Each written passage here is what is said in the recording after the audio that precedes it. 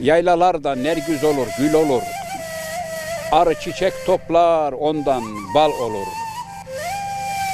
Acı söz söyleme, gönül yıparsın. Gönül yapan yine tatlı dil olur. Yani demek istediğim şu 3 günlük dünyada hatır, gönül kırmak hiç uygun değil. Çünkü akibet belli, akibet. Ya, ziyaretimizi yaptık inşallah, mezarlarımızı. Valla ben bir duygulandım. Bir kaside okumak istiyorum. Medet ya sahibel imdad,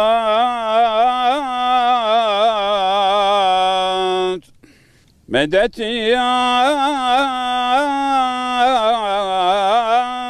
Hazreti